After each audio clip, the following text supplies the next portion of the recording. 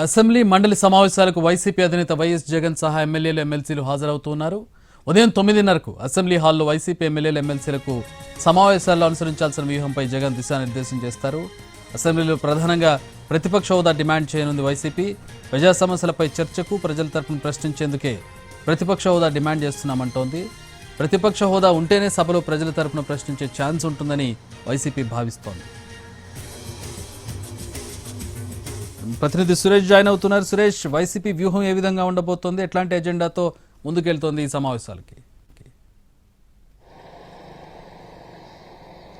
Yes Chakri, ప్రస్తుతం మరికొద్దిసేపట్లో ఏపీకి సంబంధించి అసెంబ్లీ సమావేశాలు ప్రారంభం కాబోతున్నాయి. వైసీపీ అధినేత మాజీ సీఎం జగన్మోహన్ రెడ్డి కూడా కాసేపట్లో ఆయన నివాసం నుంచి అసెంబ్లీకి బయలుదేరిపోతున్నారు. ప్రస్తుతం మనం అసెంబ్లీ సంబంధించి ఇప్పుడే ఎమ్మెల్యేలు అదేవిధంగా ఎమ్మెల్సీలు కూడా అసెంబ్లీ సమావేశాలకు హాజరవుతున్న పరిస్థితి అయితే ఉంది. మొత్తం ఈ వైసీపీకి సంబంధించి ఇప్పటి వరకు ఎమ్మెల్యేలు ప్రమాణ స్వీకారం చేసిన తర్వాత హాజరు కాని పరిస్థితి అయితే ఉంది. ఇవాళ తొలిసారిగా మరోసారి వైసీపీ సంబంధించిన ఎమ్మెల్యేలు హాజరవుతున్న పరిస్థితి ఉంది.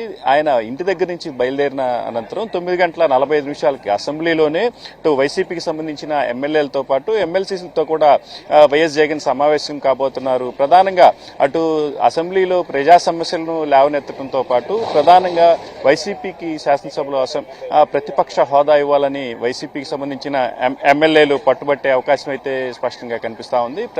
ఏదైతే వైసీపీకి సంబంధించిన ఎమ్మెల్యేలు కేవలం సభకు హాజరై వారికి సంబంధించిన నియోజకవర్గ విషయాలను మాట్లాడేందుకే అవకాశం ఇస్తారు. అదే ప్రతిపక్ష హోదా ఉంటే రాష్ట్రానికి సంబంధించి అన్ని ప్రజా సమస్యలపై కూడా మాట్లాడే అవకాశం ఉంటుంది. కాబట్టి తమకు ఖచ్చితంగా ప్రతిపక్ష హోదా కావాలని వైసీపీ కోరుతూ వస్తుంది. అయితే ఇదే విషయానికి సంబంధించి గతంలో కూడా తమకు ప్రతిపక్ష హోదా ఇవ్వాలి, దాదాపు రాష్ట్రంలో 40% ఓట్లు తమకు వచ్చాయన్నట్టు స్పీకర్కు వైసీపీ అభ్యర్థించిన నేపథ్యంలో స్పీకర్ నుంచి ఎటువంటి స్పందన లేకపోవడంతో వైసీపీ హైకోర్టును ఆశ్రయించిన పరిస్థితి అయితే ఉంది. ఈసారి సమావేశాలకు హాజరైన అనంతరం కూడా ప్రధానంగా ప్రతిపక్ష హోదాను డిమాండ్ చేసే అవకాశం అయితే స్పష్టంగా కనిపిస్తుంది. ఇప్పుడు ఈ సమావేశంలో కూడా అసెంబ్లీలో అటు మండలితో పాటు శాసనసభలో కూడా ఎటువంటి వ్యూహంతో అటు ఎమ్మెల్యేలు ఎమ్మెల్సీలు ఉండాలనే విషయాల్లో కూడా జగన్ వారికి దిశానిర్దేశం చేయబోతున్నారు. ప్రధానంగా అటు జగన్ కూడా వారికి దిశానిర్దేశం చేసిన అనంతరం ఆయన అటు గవర్నర్ ప్రసంగం సమయానికి లోపలికి వెళ్లే అవకాశాలు ఉన్నాయి. అయితే పూర్తి స్థాయిలో ఇటు వైసీపీకి సంబంధించిన ఎమ్మెల్యేలు ఈ సెషన్ మొత్తం కంటిన్యూ చేస్తారా లేకపోతే ఇవాళతో పరిమితం అవుతారనే అంశాలు మాత్రం తెలియాల్సిన పరిస్థితి ఉంది. మొత్తం మీద ఈ సమావేశంలో వైసీపీ ఎమ్మెల్యేలు అసెంబ్లీకి హాజరు కావడం మాత్రం ఆసక్తికరంగా మారిన పరిణామంగా చెప్పుకోవచ్చు. Chakri, thanks for the updates Prasanna.